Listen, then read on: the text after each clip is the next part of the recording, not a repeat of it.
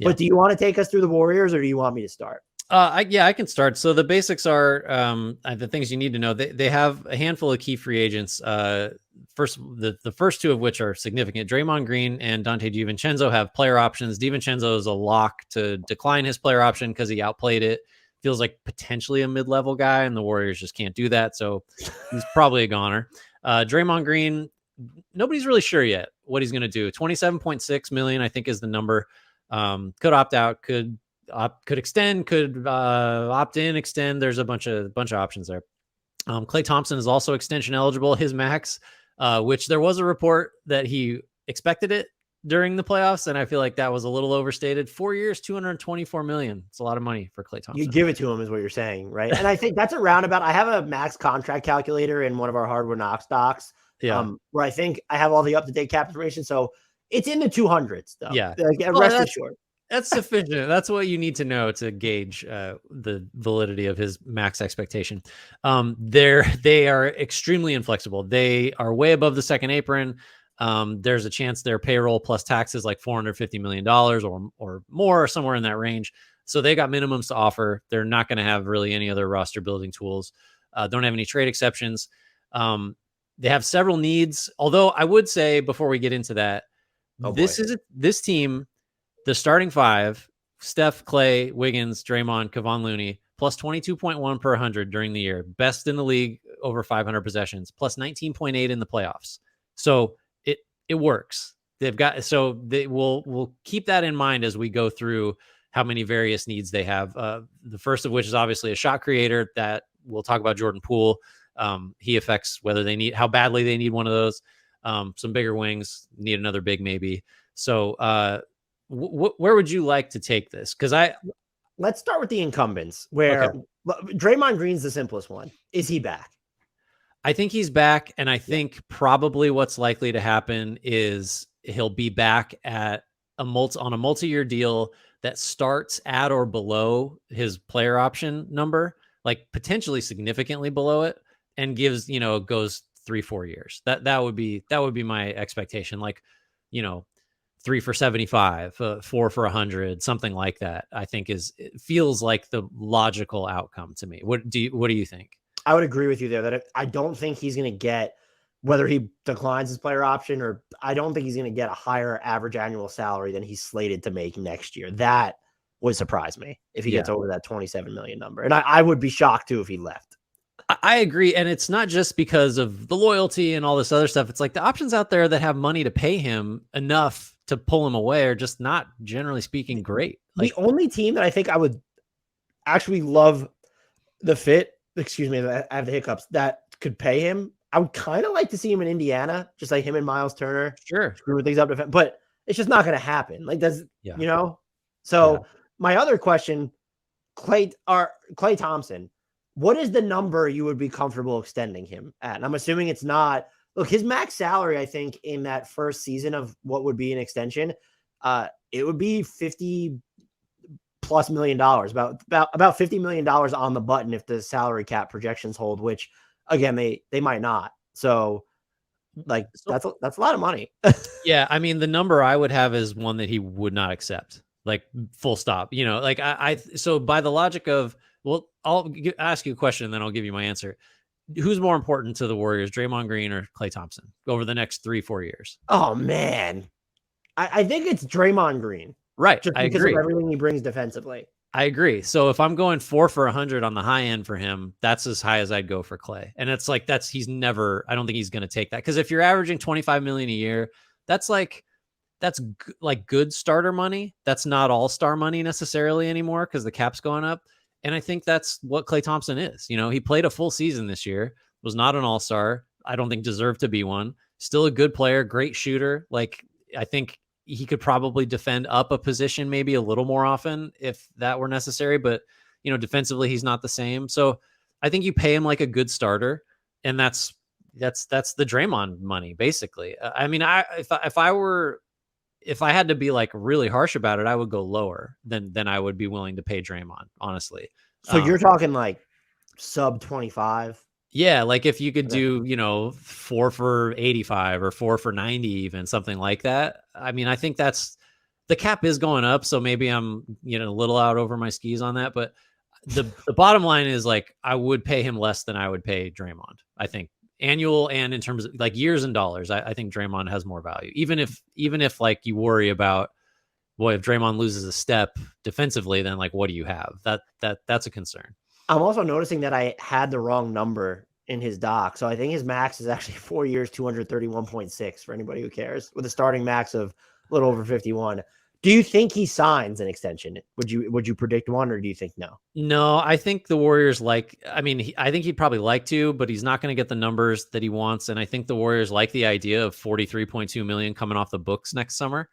And then, the options that may afford them, like I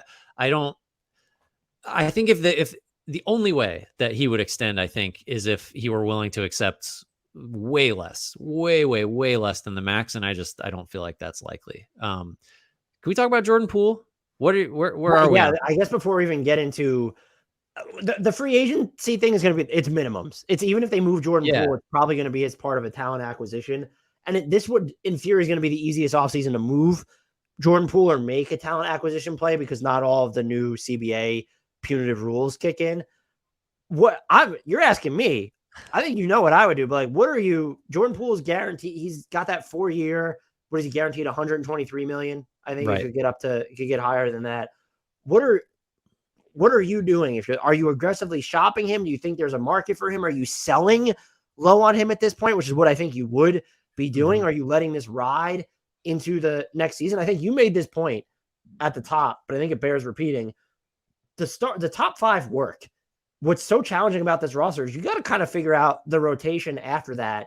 And that's a little to say that they need like a sixth or seventh best player who's reliable into the postseason is damning after you gave Jordan Poole the money that you gave Jordan Poole. Yeah, for sure. So, I mean, the reporting by Anthony Slater of The Athletic most recently was that the Warriors are not like, I forget the exact verbiage, but not actively shopping him. They think it can work with him and Draymond. Like, I feel like that's what you would say no matter what, because you're not just going to say, yeah, we got to get rid of this. Like, they're never going to say that. That cuts against everything we saw. Like Poole just was not the same player this year as last on either end. And it's hard to unsee that, and so I think they have to look really hard at trading him, which is an incredibly tricky thing because you already need more shot creation, even with him on the roster. And if you trade him, I don't think it's likely you're getting back someone that I think it's highly unlikely you get someone back that is as good as Poole was 2 years ago when they won the title. And like, you might get someone, it's not that hard to get someone that would be as efficient as he was this past season, but you're really trading away from an area of great need and sort of hoping that you get something back that's of equal value. And then you're still sort of short on the shot creation end of things. So I think you got to try to trade him. I just don't know if you are going to get what you need by trading him. So going all the way back, I guess maybe that's part, if it is true, that might be part of the reason they're not like, packing his bags for him, because they just like the better like statistical play based on probabilities is to hope that he just is better, which is like, I just don't know how likely that is with this team. I feel like he's a total change of scenery guy. You know what I mean? Do you have anything different? I think you got to move him. I just don't know how. And that's the how is the problem, because who would be in the Jordan Poole business? I know a lot of people said Orlando, and I'm just like, I'd kind of rather roll forward with Fultz, Suggs, and Cole Anthony than invest in Jordan Poole. Well, and who's Orlando giving the Warriors? Who are the Warriors getting from Orlando that they want? It's also a fantastic point. And it's just like, if you went after an OG Anunoby trade, that's the one. Would he interest Toronto? And then it's like, okay, well, you still haven't. OG Anunoby would be a great fit for this roster. Don't get me wrong, but you still haven't fixed the main issue with this team. Then, well, not the main issue, but one of the issues where now you sacrificed what in theory is another layer of shot creation, because OG Anunoby is not going to give that to you.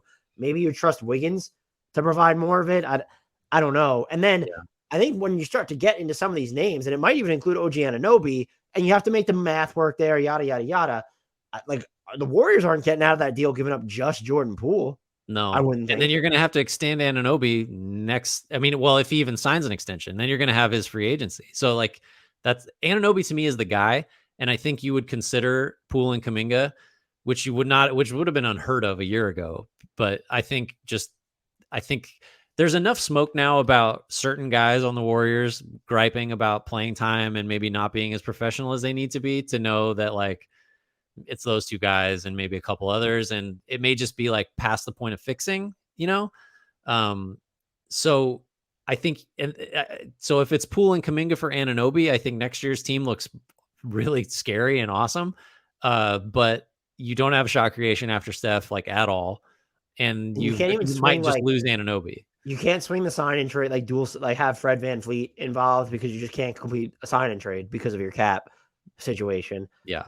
There just isn't such a tough. Like, it would be, I guess, Poole and Kuminga for like how many other Raptors players do they have to take? Probably if you're not going to, maybe you could take Gary Trent Jr. if he opted in, but I'm assuming he's in, like you have to take on like Chris Boucher and I think one other guy to make the math work there. There's in such a tough spot. I'm with you. I would move Jordan Poole. I think the most likely outcome though is that I think I've said run maybe in the moment, like being on a radio show or a podcast, I'm like, oh, Jordan Poole will be traded. I would trade Jordan Poole. Yeah. I don't think that it's super plausible for you to trade Jordan Poole. Even it's tough. And you wouldn't trade, you're not at the point where it's, hey, the Spurs are like, we'll just take him into our cap space. You're not at that point, are you? No, I don't think so. Cause I think you're if you're trading him now, you're selling low, but like that's too low. Cause you gotta, I mean, he should realize like going into next year, if you would like to get out of here, you just got to play better and act like you care on defense. And you might just, he can rebuild his value that way. It's harder to trade a guy that looks as bad as he looked for in all the games that mattered. I would say too, though, the Nuggets basically played 8 guys in the finals, more or less. And if you count Gary Payton II as a 6th guy that the Warriors trust, and then you're 2 away. If you lose Poole, you're 2 away. And I mean, Moody might be there too. Moody might be that 7th guy. Yeah, he's that they trust. So that's still, there's just no big guys, even 4s. Kuminga is the guy that you hope takes a leap, but that I'm starting to feel less confident about that. So, should we talk about some minimum guys? Do you have any minimum candidates? Well, I had 2 what I think are quick questions for you. Mm-hmm. Well, I guess they're the same question. I was going to frame it as, so do you think their biggest acquisition is going to come, their most noteworthy acquisition will be they signed so-and-so to a minimum contract, or is there a higher chance, because now Bob Myers, we talked about this in a previous pod, not there anymore, could like Kirk Lacob and Mike Dunleavy Jr. want to leave their imprint on this roster themselves and then decide, like, now that Bob Myers is gone, does it increase or decrease the likelihood that the Warriors make a bigger swing, which would, again, has to come on the trade market? I would say it increases it just sort of by definition. But both Lacob and Dunleavy are very much part of like a brain trust that was very collaborative with and like Myers influenced. So I would imagine a lot of the thinking is pretty similar. I don't think there's like it's not like either of those guys was like just a gunslinging transactor, just like waiting for Myers to get out of the way so they could, go crazy. So I think it makes it more likely. And I agree that if the Warriors do something of consequence, it sort of has to be via trade because the options for them in terms of signing guys are so, as we'll momentarily discuss, kind of uninspiring. But I don't feel like if I'm betting on a Poole trade, for example, while agreeing with you that they should and I would try, I think it's probably less likely. It's under 50% that they trade him, even if it's like the clear move that everyone agrees like should be their priority. So any minimum guys stand out to you that are, well, I don't even know if they would be minimum guys, but guys that they could realistically target and hope. I'm doing some barrel scraping here. So George Hill, 37, like just give him one more chance. This is, if he can play 10 minutes, 15 minutes, that's something. Aaron Holiday probably is going to get more than the minimum, but he's a younger. It's close, right? It's close. He can make open threes. He's a good on-ball defender. He's undersized, but like you're just like someone that's not going to kill us in the 12 minutes that Steph doesn't play. Justice Winslow was kind of interesting to me as like a reclamation, the type of guy that like quote unquote knows how to play, wants to pass, like that kind of thing. It sort of also in like the Otto Porter mold of let's get this guy that has never stayed healthy and hope that we get the healthy season out of him. But other than that, yeah, like you could just go scan the list of guys that made the minimum this past season and are hitting free agency, and you might just pick and choose, because the other thing is the Warriors don't have huge minutes really to offer these guys. So all things being equal, you might take the minimum somewhere else if you thought you might get a rotation role. That would not be promised, I don't think, here. Yeah, which is like, I thought about, would Dario Saric fall into the minimum range? I think he was too good for that. O'Shea Brissett, like trying to think of higher end names that might fall into that. And I just, without a minutes promise from the Warriors, I don't even know how you can hope for that. And I mean, you're scraping the bottom of the barrel. Like, do you try and, what's Austin Rivers doing? Like, how much does he cost? Is that someone who could help?